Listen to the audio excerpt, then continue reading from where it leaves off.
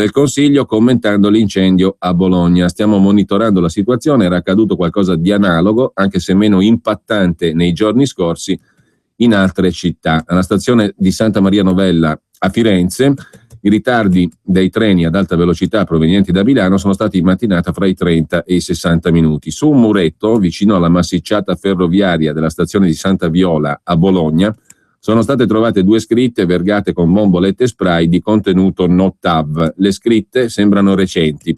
Sono poi stati trovati vari fiammiferi e parte degli stracci utilizzati per l'accensione del rogo che ha interrotto la circolazione ferroviaria. Il procuratore capo di Bologna, Roberto Alfonso, sta seguendo personalmente la prima fase delle indagini, scrive l'agenzia ANSA. Secondo titolo dell'agenzia ANSA invece la manovra finanziaria, la legge di stabilità che è diventata tale, cioè legge.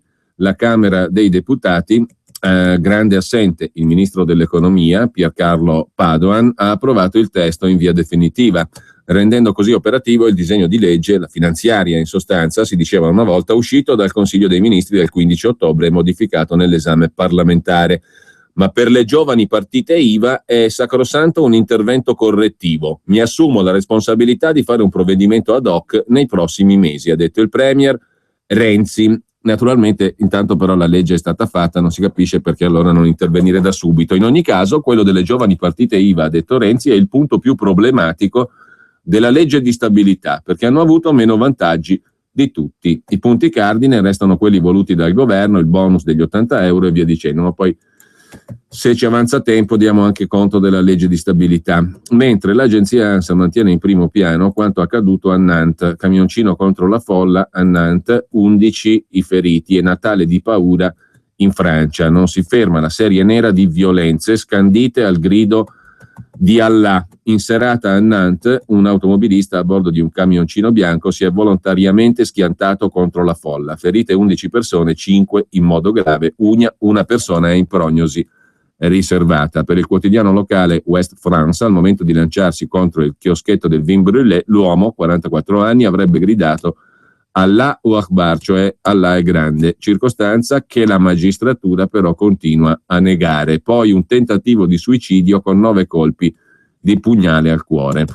Un episodio praticamente identico a quello che domenica sera ha terrorizzato Digione, quando un automobilista a bordo della sua Renault Clio, usata come arma, ha deliberatamente investito 13 passanti in diversi angoli della città, dopo aver urlato anche lui Allahu Akbar. Stessa invocazione ha scandito il convertito all'Islam che venerdì scorso si è presentato in commissariato a Joué-les-Tours accoltellando 3 poliziotti.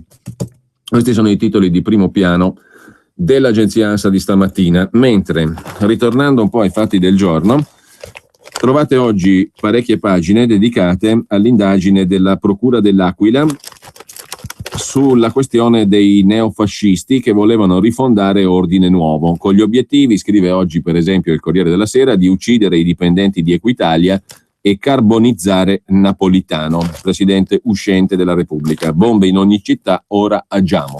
È il titolo, fra virgolette, che utilizza il Corriere della Sera per riassumere la questione. Chiamavano le armi caramelle o confetti e stavano per rubare un arsenale. Oltre a politici e personaggi delle istituzioni, nel mirino anche Marco Affatigato, 58 anni, esponente di Ordine Nuovo, oggi latitante, accusato di associazione sovversiva, ritenuto un infame perché vicino ai servizi segreti. Affatigato sarebbe stato un collaboratore dei servizi segreti che ha fatto arrestare tanti camerati, dicono i presunti attentatori.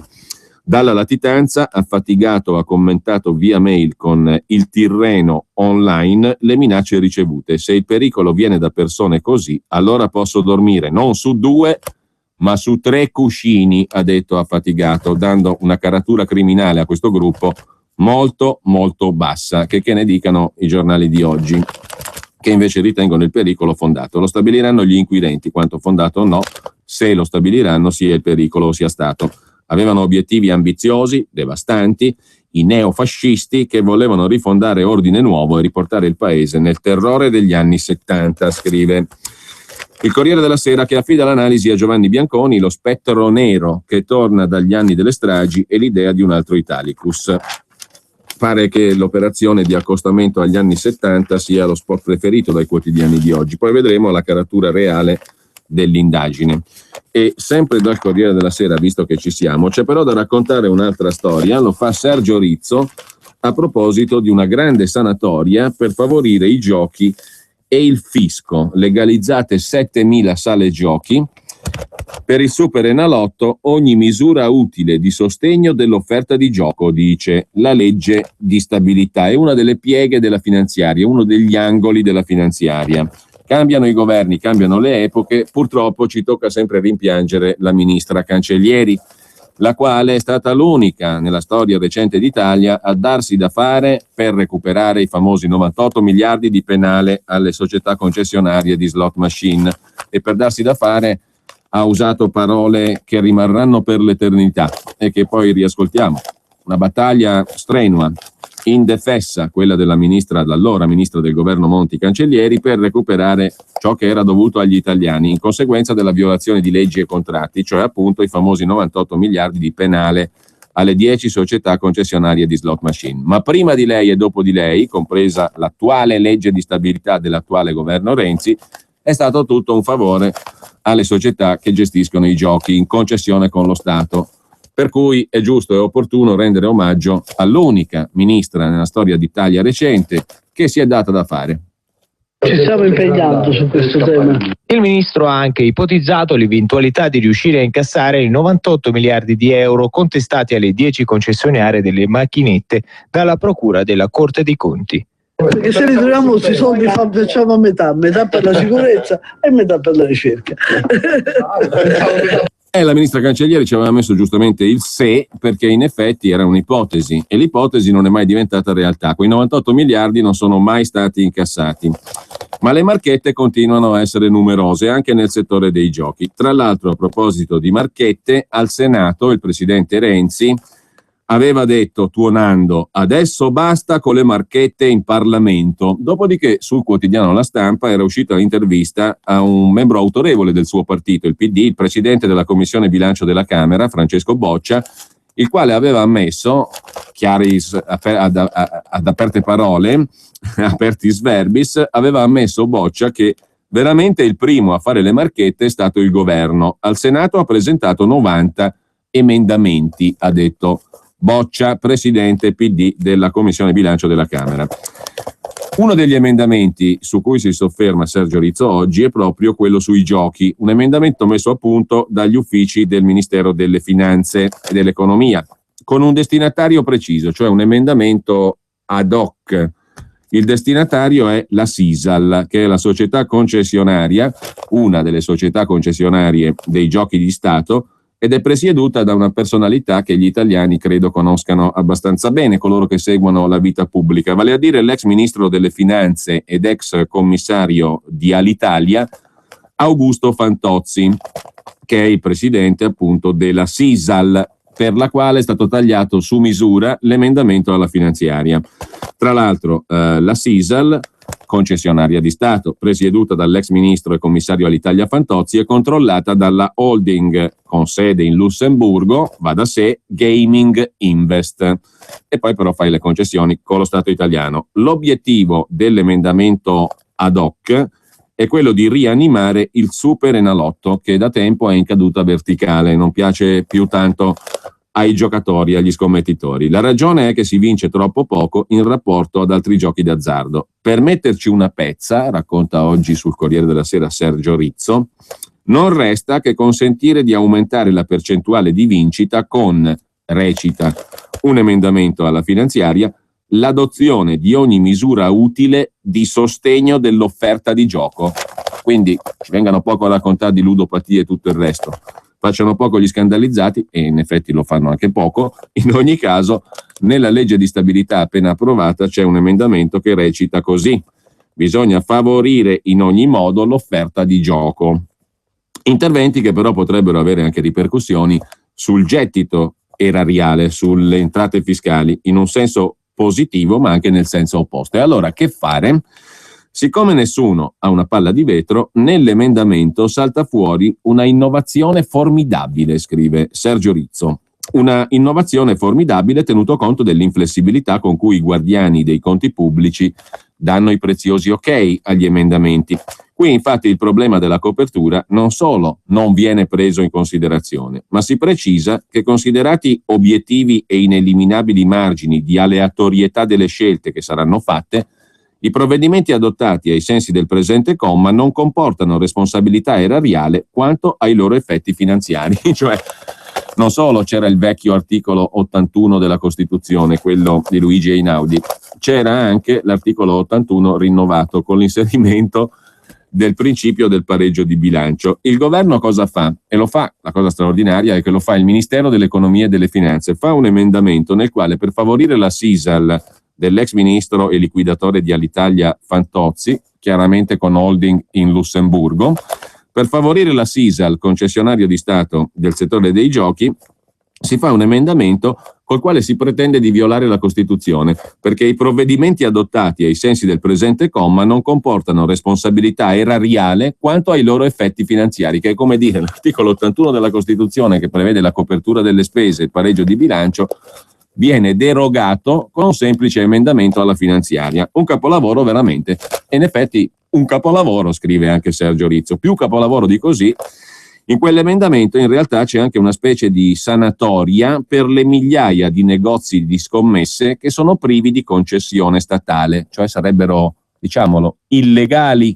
Va detto, illegali, perché privi di concessione statale vuol dire illegali. E se una cosa è illegale in Italia si fa la sanatoria, giustamente. Nell'emendamento governativo del Ministero dell'Economia e delle Finanze c'è anche una sostanziale sanatoria dunque per migliaia di sale scommesse che non hanno la concessione statale e alle quali verrebbe offerta un'opportunità di redenzione del circuito ufficiale e legale di raccolta di scommesse, come recita sempre questo capolavoro di emendamento. In che modo? Si paga una certa somma entro la fine del gennaio 2015 come tassa di ingresso, dopodiché sei legalizzato, sei alla luce del sole. La questione ha una decina d'anni e non è mai stata risolta, scrive Rizzo. Nasce da una serie di ricorsi presentati a Bruxelles da soggetti che si ritenevano discriminati e perciò hanno ritenuto di poter operare anche senza aver ottenuto e a volte senza aver neanche chiesto la prevista autorizzazione statale, la concessione. Parliamo di un fenomeno che negli anni ha raggiunto proporzioni enormi, se si pensa che il volume delle scommesse raccolte da costoro, dai fuorilegge, è dell'ordine di 2 miliardi e mezzo all'anno, contro i 3,7 miliardi dei negozi regolari, delle sale scommesse regolari. Semplicemente astronomica l'evasione fiscale connessa a questo sistema parallelo.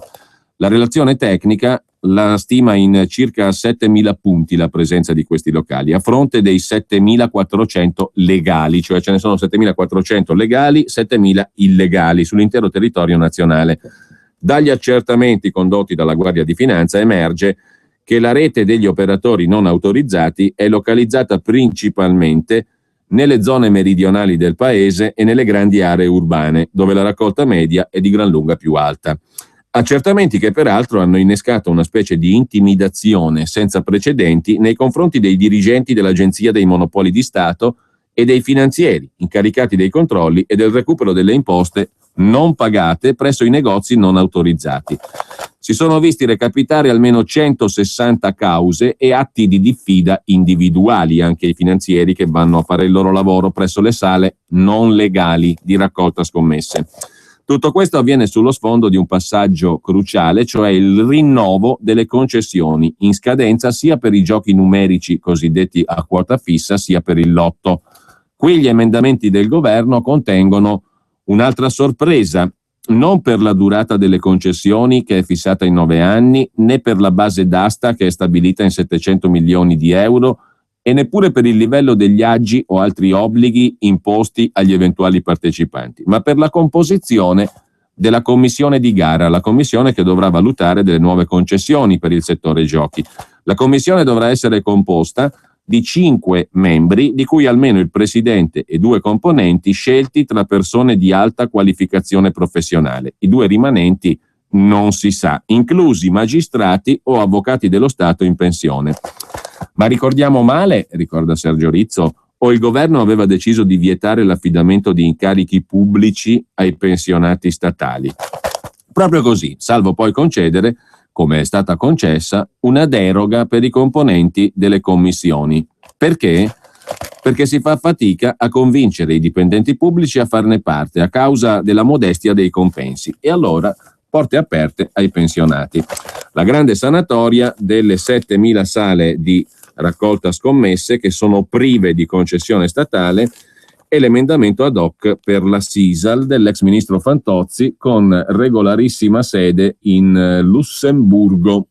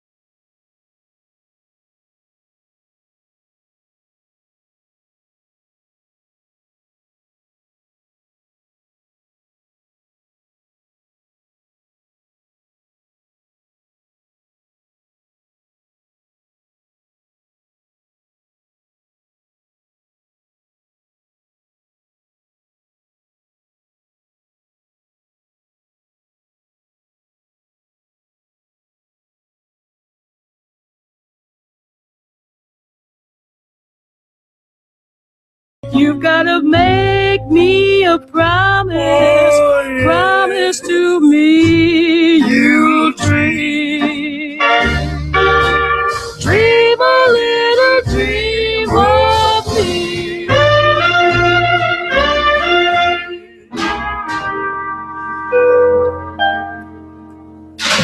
Dream a Little Dream of Me, Ella Fitzgerald, Louis Armstrong. So che l'abbiamo ascoltata ieri, però era una promessa. Stamattina abbiamo chiuso con quel fantastico pezzo e abbiamo invocato questa canzone, quindi dovevamo rimandarla in onda a risarcimento. Intanto una notizia arriva dalla Catalogna.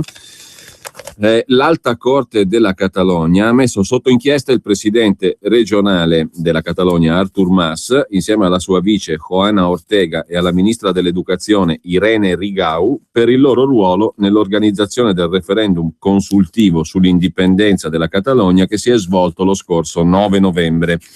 Una consultazione che si era tenuta nonostante l'opposizione del governo spagnolo guidato dal premier del Partito Popolare Mariano Rajoy. Le accuse ai dirigenti catalani vanno dalla disobbedienza alla Costituzione fino allo sviamento della giustizia e all'abuso di fondi pubblici. C'è un contrasto fra l'atteggiamento di Madrid e quello invece di Londra verso l'analoga questione scozzese.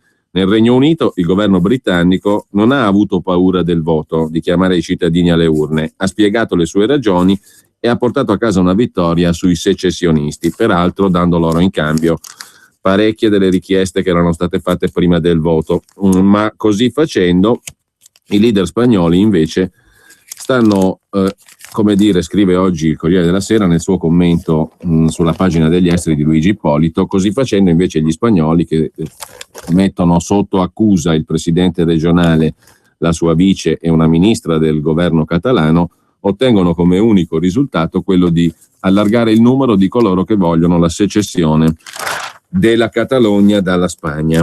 E rimanendo ancora per poco al Corriere della Sera, c'è da segnalare la figura del prefetto di Roma, non la figura nel senso che ha fatto una figuraccia, quello lo valuta chiunque cerchi di informarsi, naturalmente, se ci ha fatto una bella o una brutta figura. In ogni caso il prefetto di Roma ha detto, a proposito di uno dei principali indagati nella storia di mafia capitale, di appalti su migranti e via dicendo, Buzzi, il titolare della cooperativa 29 giugno, lo mandava Gianni Letta, ha detto il prefetto di Roma. Non sapevo chi fosse, non sapevo che era indagato. Davanti alla prefettura 300 lavoratori delle cooperative consorziate con la 29 giugno di Buzzi protestano perché da 2 mesi non ricevono lo stipendio e adesso neanche la 13ª. Il loro futuro è a rischio. Nello stesso momento il prefetto Giuseppe Pecoraro grida la sua estraneità a qualunque coinvolgimento negli affari di Salvatore Buzzi. Non sapevo chi fosse, non sapevo che era indagato, lo vidi perché lo mandava Gianni Letta, il quale non risulta che abbia fatto altre precisazioni. Mentre nella gestione dei migranti il compagno Buzzi ha potuto godere di una rete di protezione che andava dal Viminale alla prefettura di Roma fino al Campidoglio. È quello che ritiene Fiorenza Sarzanini leggendo le carte dell'indagine, cioè l'esatto contrario di quello che ha dichiarato il prefetto di Roma. Persone disponibili a fornirgli anche notizie riservate sui nemici, come l'ex viceprefetto Paola Barbazzo. E quando Buzzi decide di ribellarsi al giudice del TAR che aveva annullato la gara vinta dalla sua cooperativa, trova un alleato proprio nel prefetto Pecoraro, colui che ha detto io Buzzi non sapevo neanche chi fosse né che era indagato, me l'ha presentato Gianni Letta. Ma le cose invece stanno diversamente a quanto pare, lo racconta un verbale rimasto finora segreto. A raccontarlo è stato lo stesso presidente del Tribunale amministrativo del Lazio, Calogero Piscitello. Le carte dell'inchiesta sull'organizzazione mafiosa che era riuscita a infiltrarsi nelle istituzioni romane svelano nuovi retroscena sugli affari da milioni di euro conclusi dalle cooperative 29 giugno e Enriquez 29, quelle di Salvatore Buzzi. Alla vigilia della nuova udienza del Tribunale del Riesame che si dovrà pronunciare sulla posizione di Franco Panzironi, l'uomo di Alemanno, ex amministratore delegato della AMA SPA, una delle municipalizzate romane dei rifiuti, arrestato con l'accusa di aver fornito contributo stabile all'organizzazione per l'aggiudicazione di appalti pubblici, nuovi documenti ricostruiscono i rapporti che hanno segnato l'ascesa di Salvatore Buzzi e dei suoi soci nella gestione dell'emergenza profughi, soprattutto nel 2014, con l'arrivo, operazione Mare Nostrum, di migliaia di migranti poi smistati in tutta Italia. Nel settembre 2013 Enriquez 29, consorzio di cooperative di Salvatore Buzzi, vince la gara europea bandita dalla prefettura di Roma per gestire il CARA, cioè il centro di accoglienza richiedenti asilo di Castelnuovo di Porto. 2 società, Auxilium e Gespa, fanno ricorso e ottengono l'annullamento dell'assegnazione. Ma c'è un'irregolarità, perché la presidente Lidia Sandulli si pronuncia sul caso nonostante abbia un interesse personale. Lidia Sandulli è la presidente del TAR che si pronuncia su questa questione. Perché un interesse personale? Perché la presidente del TAR, la magistrata, a sua volta possiede il 33% di una società, la Proeti SRL, che fa manutenzione nella stessa struttura, cioè il CARA di Castelnuovo di Porto, il centro di accoglienza per richiedenti asilo. È simpatico il quadro che esce da questa vicenda, con la giudice del Tribunale amministrativo che è azionista al 33% di una società che fa manutenzione nel centro di accoglienza per i richiedenti asilo, sul quale la giudice si pronuncia per emanare una sentenza su una causa nata intorno a un centro di assistenza nel quale lei ha il 33% delle azioni. Il 46% appartiene al marito, Salvatore Napoleoni, marito della magistrata del TAR. Salvatore Buzzi, informato di questo retroscena, cioè del conflitto di interessi del giudice, della giudice in questo caso, viene informato Buzzi dall'ex viceprefetto Paola Varvazzo, che è anche entrata nella giunta regionale guidata dal presidente Zingaretti, ma è stata costretta a dimettersi per un'inchiesta che ha coinvolto il marito, non si finisce mai. A un certo punto, quindi, Buzzi decide di ribellarsi, perché dice: ma come, io sono stato cacciato fuori dall'affare da una giudice che ha il 33% della società a me concorrente e che ha giudicato su quel caso lì. Lo avverte Buzzi, la viceprefetta, che a sua volta è entrata nella giunta di Zingaretti, presidente del Lazio, ma ha dovuto poi dimettersi per un'inchiesta che ha coinvolto il marito. Non si finisce più nella catena. E a quel punto Buzzi si rivolge ad alcuni giornalisti amici per rendere pubblico il conflitto di interessi del giudice, che oggettivamente c'è, perché un magistrato che si pronuncia su una questione che riguarda una società nella quale il magistrato ha il 33%, è ovvio che c'è il conflitto di interesse. Quindi la notizia in realtà c'è. Un esposto e diversi interventi per far astenere il giudice erano già la giudice, anzi Sandulli, quella che ha il 33% della società che fa manutenzione nella stessa struttura della quale deve giudicare e alla quale ambiva per avere i soldi Buzzi. In realtà, dicevamo, un esposto e diversi interventi per far astenere la giudice Sandulli erano già stati fatti dal prefetto Pecoraro, e a raccontarlo è stato il presidente del TAR nell'ambito del procedimento disciplinare avviato contro la magistrata Sandulli proprio per la sua decisione sulla struttura di Castelnuovo di Porto, il centro di assistenza richiedenti asilo.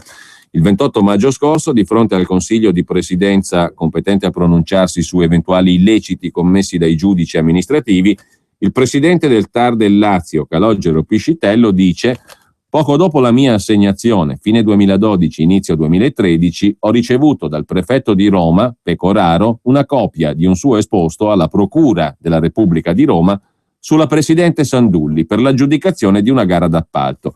Dopodiché lo stesso prefetto ha chiesto se la questione concernente la presidente Sandulli avesse avuto sviluppi, e io ho risposto di no, dice il presidente del TAR del Lazio. Non ho ritenuto di parlarne con alcuno né di modificare alcunché sul piano organizzativo per l'irrilevanza di quanto avevo appreso. Eventuali provvedimenti avrebbero potuto essere adottati dal Consiglio di Presidenza, cioè dall'organismo di autogoverno dei magistrati amministrativi. E con questo il presidente del TAR del Lazio, diciamo così, se ne lava le mani. Ma era stato Luca Odevaine, l'uomo di Veltroni, membro del tavolo di gestione dei profughi del Ministero dell'Interno e ora arrestato con l'accusa di essere uno dei componenti dell'organizzazione Buzzi, Carminati e compagnia, a sollecitare Buzzi affinché chiedesse a Gianni Letta l'aiuto di Pecoraro, il prefetto. Il 17 marzo scorso, dopo aver perso la causa davanti al TAR, i due si incontrano e Odevaine fa l'elenco dei centri di accoglienza dove Buzzi potrebbe ottenere dei lavori. Dopodiché suggerisce: a Gianni Letta gli direi di sbloccarci Roma perché per loro non è un cazzo, deve fare una telefonata al prefetto e non ha problemi a fargliela. Effettivamente Letta telefona e Buzzi ottiene l'incontro col prefetto Pecoraro, il quale dice appunto: adesso io non sapevo chi fosse, non sapevo nulla, lo incontrai soltanto perché me lo disse Gianni Letta. Sono tutti vergini, diciamo così. A proposito di vergini, c'è un maxi sequestro da 120 milioni di euro alle società dell'ex sottosegretario all'economia ed ex deputato PDL, coordinatore del PDL in Campania, Nicola Cosentino. Un monopolio vero e proprio, dicono gli inquirenti, nella distribuzione dei carburanti. Un monopolio però fondato sulla forza intimidatrice del clan dei Casalesi, oltre che sulle capacità di Nicola Cosentino di esercitare pressioni per favorire le aziende dei fratelli Giovanni e Antonio, danneggiando i concorrenti. La Procura di Napoli ha sequestrato ai fratelli Cosentino beni per circa 120 milioni di euro. 240 miliarducci delle vecchie lire, costituiti dalle società Aversana Petroli e IP Service, 142 distributori poi tra Campania, Calabria, Basilicata e Toscana. Per tornare però al business dei clandestini e richiedenti asilo, o meglio, clandestini è un conto, richiedenti asilo dovrebbe essere un'altra cosa, perché una persona che chiede asilo politico ha naturalmente il diritto di essere vagliato nella sua richiesta. C'è fondamento, non c'è fondamento, sei oggettivamente in un paese nel quale sei un perseguitato oppure no. In tutto il mondo esiste l'asilo politico. In Sicilia però e in Italia diventa occasione di business anche questo, per un semplice motivo, partendo da un semplice motivo, che la legge dice che il tempo di permanenza nei centri di assistenza per i richiedenti asilo, i famosi CARA, il CARA di cui abbiamo parlato prima è uno dei tanti CARA esistenti in Italia, i centri di assistenza per i richiedenti asilo, che si sono anche ampliati con l'operazione Mare Nostrum. Per quello di Roma, di Castelnuovo di Porto, c'era tutta la bega che abbiamo letto prima, bega, scusate il termine tecnico, giuridico, tutta la storia che abbiamo letto prima in sostanza. Il giudice Lidia Sandulli, TAR del Lazio, che si pronuncia nonostante abbia un interesse personale, Buzzi che scopre il conflitto di interessi del giudice dalla prefetta che a sua volta è costretta a dimettersi dalla giunta Zingaretti perché il marito è stato indagato e via dicendo. Insomma, tra mariti e mogli il giudice Sandulli col marito ha un 33% di un CARA, un centro di assistenza per i richiedenti asilo, anzi di una società che fa manutenzione in quella struttura sulla quale deve decidere come giudice. Insomma, in poche parole, intorno a queste strutture, alla faccia dei diritti umani e anche delle singole storie di ciascuna delle persone richiedenti asilo, che a volte possono essere storie degne di rispetto e per valutare se lo siano ci sono appunto delle garanzie e dei termini di legge, cioè l'istituto dell'asilo politico è un istituto universalmente riconosciuto. Poi ci sono delle leggi e degli obblighi da soddisfare e ci sono anche delle regole ben precise. La legge dice che il tempo di permanenza in questi CARA, in questi centri di assistenza per i richiedenti asilo, non deve superare i 35 giorni. Al CARA di Mineo, Catania, Sicilia, che è uno di quelli più grossi in Italia, al CARA di Mineo invece questi termini vengono tranquillamente superati e la media è un anno. Per quale motivo uno dice vengono superati i termini di legge? Semplice, perché i richiedenti asilo fruttano soldi, detto in maniera brutale e senza alcun rispetto anche per le questioni di umanità, oltre che quelle politiche, delle persone coinvolte. C'è un reportage oggi sul Sole 24 Ore proprio dal centro di assistenza richiedenti asilo di Mineo, dove i profughi parcheggiati fruttano al consorzio che lo gestisce, questo centro di assistenza dei richiedenti asilo, 4 milioni di euro al mese. È anche il centro di accoglienza citato nelle intercettazioni dell'inchiesta cosiddetta Mafia Capitale, quella di cui abbiamo parlato prima. A Mineo, racconta Valentina Furlanetto oggi sul Sole 24 Ore, a Mineo non c'è altro che aranceti e poi ancora aranceti. E ci si chiede come faccia qui la gente a campare con le arance pagate pochi centesimi al chilogrammo. Dopodiché, a pochi chilometri da Mineo, appare il CARA, cioè il centro accoglienza richiedenti asilo, il più grande d'Europa, il più grande business della Sicilia dopo la chiusura della Fiat a Termini Imerese, scrive il Sole 24 Ore. E in effetti sono tantissime anche le strutture alberghiere e non che si sono convertite, tra virgolette, a questo business. Certo che se il quotidiano di Confindustria, il principale quotidiano economico, lo definisce, quello dei centri di accoglienza per richiedenti asilo, il più grande business della Sicilia dopo la chiusura della Fiat a Termini Imerese, c'è da pensare. È una vera gallina dalle uova d'oro per il consorzio calatino, in questo caso il CARA di Mineo a Catania. Il consorzio che lo gestisce si chiama appunto Calatino. Case color pastello, quelle del CARA di Mineo, del centro assistenza richiedenti asilo. Fino a qualche anno fa questi stabili ospitavano i militari americani della base di Sigonella, dopodiché nel marzo 2011 fu il governo Berlusconi a decidere di metterci i profughi della guerra in Libia, la guerra anzi che fu fatta contro la Libia, come ricorderete, e si inaugurarono così provvedimenti senza controllo della cosiddetta emergenza Nord Africa.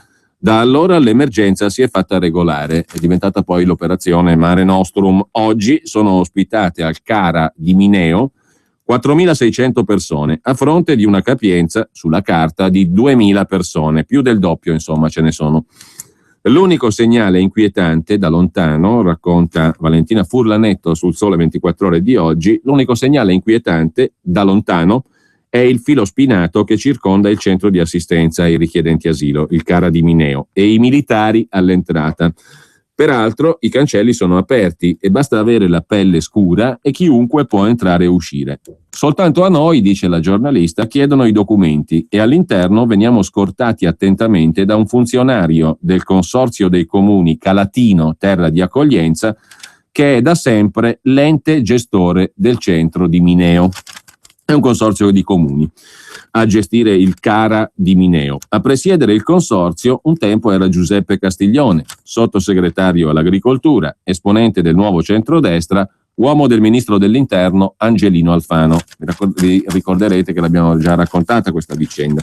Giuseppe Castiglione, l'uomo di Alfano, era il gestore del CARA di Mineo, del centro di accoglienza richiedenti asilo più grande di tutta Italia. A presiedere il consorzio dunque l'uomo di Alfano. È stato Castiglione a indicare come esperto del consorzio l'uomo di Veltroni, Luca Odevaine, ora agli arresti per l'inchiesta Mafia Capitale. In un'intercettazione Odevaine dice, riferendosi al bando di Mineo del luglio scorso: pubblichiamo il bando, poi tornerò per la commissione per aggiudicarlo, però diciamo che è abbastanza blindato, insomma.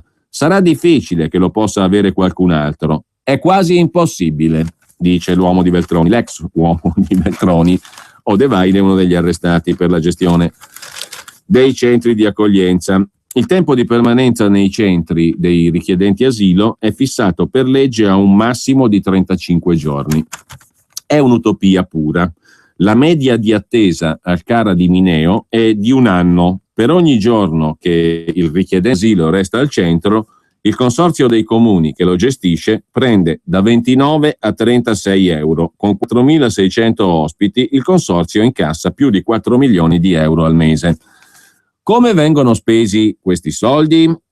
Quando al direttore del CARA di Mineo, Ianni Maccarone, faccio notare il degrado delle case, dove in pieno inverno si dorme coi vetri rotti, su materassi luridi, in bagni fatiscenti, si giustifica dicendo che loro si occupano del benessere psicofisico di chi vive lì dentro, nel centro di assistenza richiedenti asilo di Mineo. Il benessere psicofisico di queste 4.600 persone in asilo ospitati è garantito da 8 avvocati, 8 assistenti sociali, 7 psicologi, su ben 400 dipendenti totali assunti dal consorzio per il CARA di Mineo. Il direttore allarga le braccia, racconta la giornalista del Sole 24 Ore. La sede del consorzio Calatino Terre d'accoglienza che gestisce il centro di Mineo, il centro per i richiedenti asilo a Mineo, la sede del consorzio sorge a qualche chilometro dal centro dei richiedenti asilo. Dietro a una preziosa scrivania di legno, in una sede appena restaurata, ci accoglie, ma solo 5 minuti perché il sindaco ha fretta, Anna Aloisi, che è appunto sindaco e attuale presidente del consorzio, sindaco di Mineo e presidente del consorzio che gestisce il CARA, il centro assistenza richiedenti asilo di Mineo. La sindaca Aloisi è in riunione. Si sta discutendo l'organizzazione del presepe vivente a Mineo. Sì, dice la sindaca, nonché presidente del consorzio che gestisce il CARA di Mineo. Abbiamo vinto una gara per 100 milioni di euro per 3 anni. Come vengono spesi questi soldi? Di preciso non lo so, dice la presidente dell'ente gestore della struttura che appunto dovrebbe essere presieduta, gestita da lei. Di preciso non lo so. Il direttore dice che lo so io. Immagino per gli stipendi dei 400 operatori. In questo momento non sono in grado di poterle dire punto per punto quali sono le spese, dice la signora Anna Aloisi, sindaco e presidente del consorzio Calatino Terra di Accoglienza che gestisce il CARA di Mineo. Intanto, racconta Valentina Furlanetto, c'è Lamin, 26 anni, che ha attraversato il deserto ed è arrivato in Libia, dice di aver pagato 2.000 euro per il viaggio, dopo 4 giorni in mare è arrivato stremato ma vivo ed è stato portato rapidamente al CARA di Mineo. Gli hanno preso le impronte digitali, gli hanno detto di aspettare, la legge dice 35 giorni e invece da allora sta ancora aspettando perché lì la media di permanenza è almeno 1 anno per i quattrini. Il potere dei più buoni, diciamo così, si traduce in quattrini, in soldoni. Intanto, appunto, Lamin sta continuando ad aspettare sotto gli aranceti. Aspetta e aspetta. Tanto più aspetta, più soldi piovono sul CARA di Mineo. D'altra parte, se hai una gallina dalle uova d'oro così, conclude Valentina Furlanetto, mica le dai in fretta i documenti per andarsene.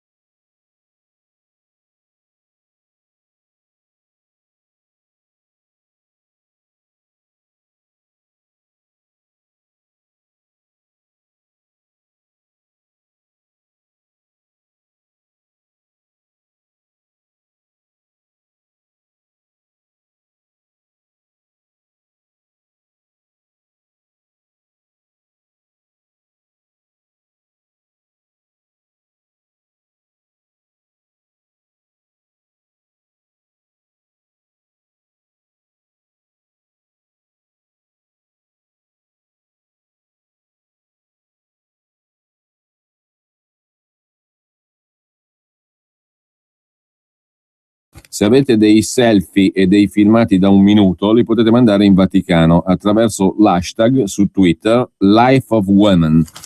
Chiedo scusa per la pronuncia, Life of Women, la vita delle donne, insomma. Così la Chiesa Cattolica chiede alle donne di raccontare con le immagini il proprio pensiero e la propria identità, per raccogliere spunti e suggerimenti che saranno poi inoltrati a vescovi e cardinali del Pontificio Consiglio della Cultura, che sono riuniti nell'annuale riunione plenaria a porte chiuse che si terrà a Roma dal 4 al 7 febbraio. Il tema: culture femminili, uguaglianza e differenza. Il tema è stato scelto dal presidente del Pontificio Consiglio della Cultura, il cardinal Gianfranco Ravasi, e sarà articolato in svariate sessioni. Quindi selfie e filmati da 1 minuto per dialogare con il Vaticano su questi temi, sui temi anzi femminili principalmente, vale a dire sulle culture femminili, uguaglianza e differenza. L'hashtag è, col simbolino naturalmente consueto degli hashtag, il cancelletto, Life of Women in inglese, perché i suggerimenti vengono naturalmente raccolti dalle donne di tutto il mondo. Questa è l'iniziativa vaticana. Poi un'altra questione di cui si è discusso molto in questi giorni è la depenalizzazione dei maltrattamenti agli animali, del reato di maltrattamento agli animali. Secondo il governo, anzi il Ministero della Giustizia, non sarà depenalizzato questo reato, che però è stato depenalizzato, e non è un gioco di parole, è stato depenalizzato ma non sarà depenalizzato. L'ex ministra Brambilla dice: non sono crimini minori quelli contro gli animali. Nel luglio del 2004, con la riforma del codice penale, maltrattare gli animali è diventato un vero e proprio reato. Prima i responsabili di questi atti non erano perseguibili. Con la legge 189 del 2004, maltrattamento, abbandono, combattimenti e doping sono puniti con pene più severe e il reato non è più estinguibile con la cosiddetta oblazione, cioè col pagamento volontario di una certa somma prima dell'apertura della causa. Ma intanto dal Ministero di Giustizia hanno garantito che non ci sarà l'impunità per i crimini contro gli animali, cioè prima si depenalizza e poi si garantisce che non ci sarà l'impunità. Lo garantiscono appunto fonti del Ministero della Giustizia, così siamo un po' sul generico. Gli animalisti esultano per una stortura raddrizzata all'interno di un decreto delega licenziato dal Consiglio dei Ministri. La parte animali verrà stralciata, promettono al Ministero di Giustizia. Il decreto legislativo riguarda la non punibilità per particolare tenuità del fatto e non è un decreto fatto ad hoc contro gli animali, ma un decreto delega che abbraccia i reati a 360 gradi. Sono più di 130 i reati depenalizzati, con la curiosa formula che però il reato non sarà impunito. Depenalizzo, ma non sarà impunito il reato. Vacci a capire qualcosa di concreto in tutta questa discussione. Mentre vi segnalo, così a titolo di curiosità, un pezzo che compare oggi sul Corriere della Sera, firma di Franco Venturini, sulla Grecia e l'Europa. Sulla Grecia che torna all'attenzione dell'Europa perché le ricette applicate alla Grecia hanno portato all'esito disastroso che ormai tutti conoscono, anche se non se ne parla più, e poi si va al voto. Si potrebbe tornare al voto, non solo il voto del Presidente della Repubblica, ma il voto per le elezioni politiche. Il partito favorito è Syriza, che pur dichiarando di non voler uscire dall'euro, potrebbe causare seri problemi alla moneta unica, scrive il Corriere della Sera. Il possibile inizio di un'ondata elettorale micidiale per l'Unione Europea. E sempre a titolo di curiosità, oggi il Corriere della Sera ospita nelle pagine dei commenti un lungo intervento del presidente della Fraternità di Comunione e Liberazione, Julián Carrón, sulle origini del Natale, sulla fragilità, sugli interrogativi dell'essere umano, la nascita di Gesù, il Papa, il metodo di Dio che chiede cerchiamo la salvezza scendendo a patti col potere o nella debolezza del mistero dell'incarnazione. Su questo appunto il presidente della Comunità di Comunione e Liberazione, ospitato in primo piano sul Corriere della Sera. A proposito di Milena Gabanelli, che invece è stata attaccata per aver raccontato di Gucci, c'è un suo pezzo di Milena Gabanelli sulla questione dei derivati di Stato, cioè di strumenti finanziari particolarmente rischiosi che sono nelle mani dello Stato italiano, nelle casse dello Stato italiano. Sono 160 miliardi di euro di derivati, con troppe garanzie e con qualche problema per lo Stato. 2 miliardi di euro è la somma, per esempio, che lo Stato italiano ha dato alla banca d'affari Morgan Stanley per la chiusura anticipata di un derivato di un contratto finanziario che era stato firmato dal Ministero del Tesoro. 34 miliardi di euro sarebbe il rischio di perdite nel 2013 sui prodotti derivati stipulati negli anni scorsi dallo Stato italiano. Prodotti derivati che continuano a essere utilizzati ampiamente, amplissimamente, anche da enti pubblici.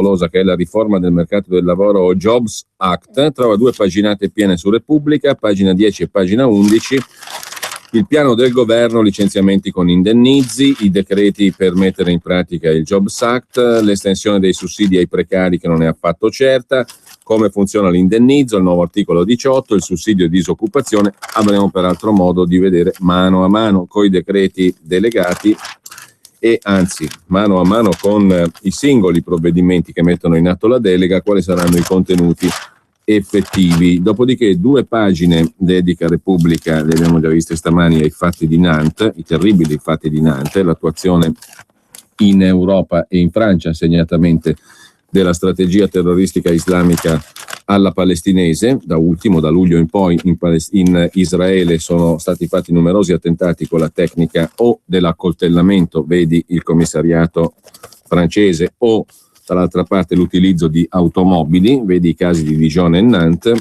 e poi abbiamo 2 paginate intere sulla rete neofascista colpita dalla Procura dell'Aquila con 14 arresti, minacce a svariate personalità politiche, i verbali e le intercettazioni. Dobbiamo colpire quelli senza scorta, voglio sentire odore di carne bruciata, così titola Repubblica a proposito delle intercettazioni relative all'indagine della Procura dell'Aquila sui cosiddetti neofascisti.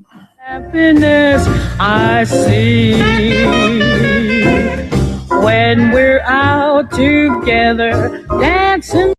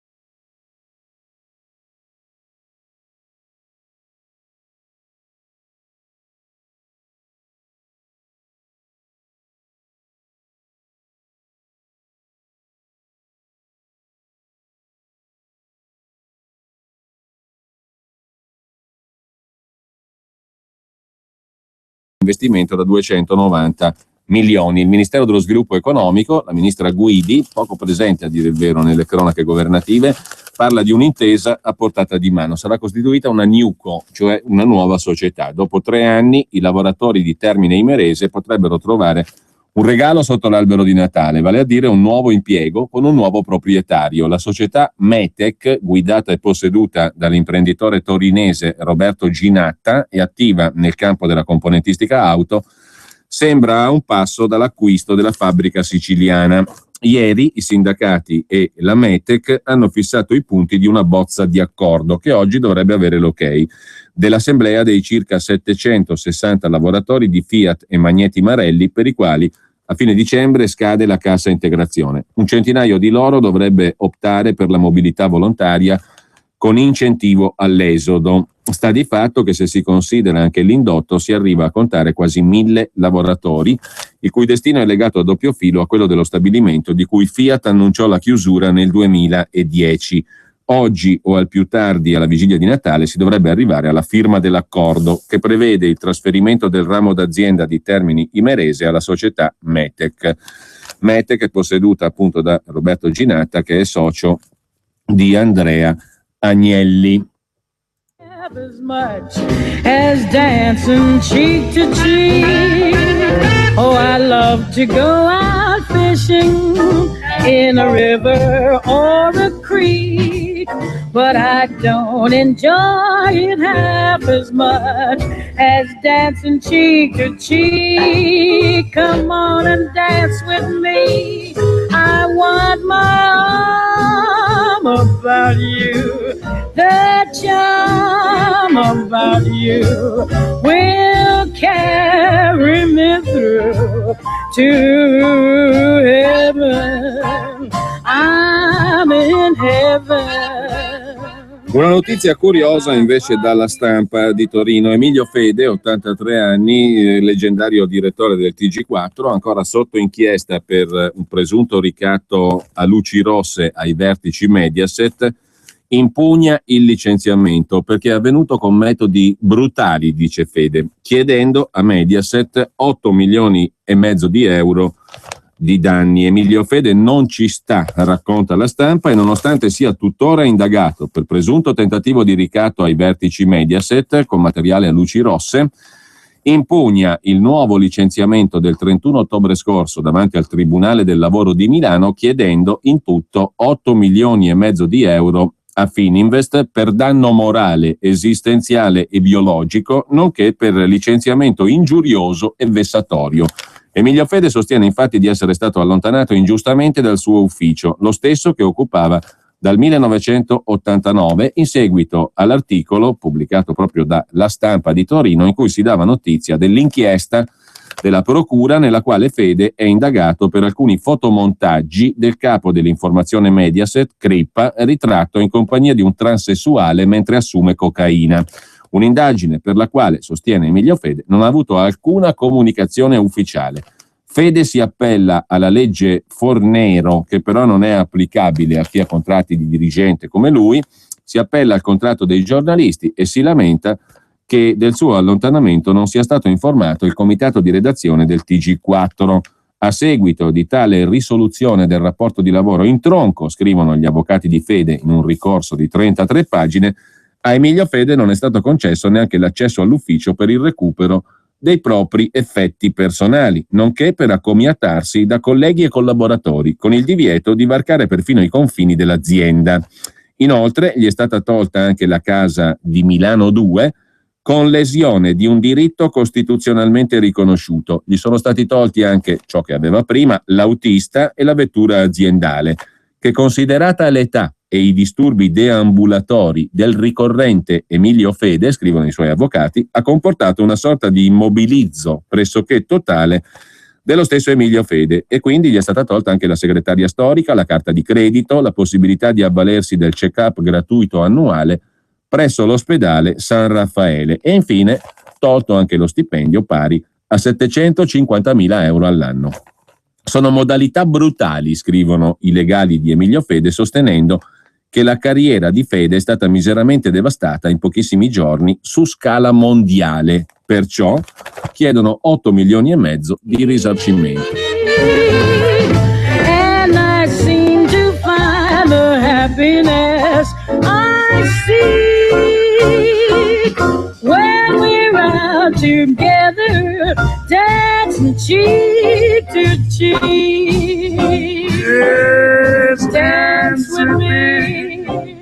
I want my arms about you. The charm about you will carry me through to heaven.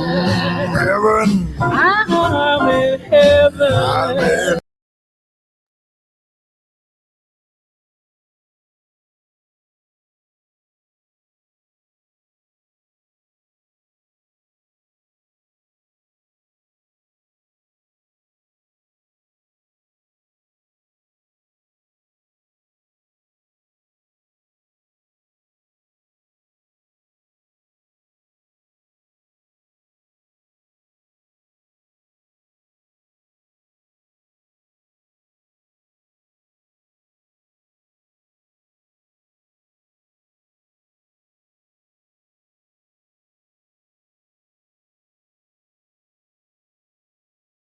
Del Parlamento, cioè Camera dei Deputati, Senato della Repubblica. Alla Camera sono 77 i deputati che hanno cambiato gruppo.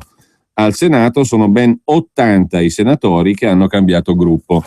E da considerare che il Senato ha la metà del numero dei deputati. Un Parlamento balcanizzato, scrive il giornale, figlio di 157 cambi di casacca, 77 alla Camera, 80 al Senato, che eleggerà un nuovo Presidente della Repubblica. Emergono malumori e rancori in Parlamento, imboscate delle minoranze da una parte e dall'altra dietro l'angolo. A soli 18 mesi dal voto su Napolitano, gli equilibri sono cambiati parecchio. Le fronde dei partiti sono pronte a lanciare segnali nelle urne. A pagina 5 trovate una tabellina con tutti coloro che hanno fatto il salto della quaglia o della casacca. 77 deputati hanno cambiato gruppo alla Camera, 80 senatori hanno cambiato gruppo al Senato, mentre Berlusconi sul Quirinale dice serve un presidente garante, va benissimo anche del PD, scrive il giornale. Libero aggiunge che gli andrebbe bene a Berlusconi perfino Romano Prodi.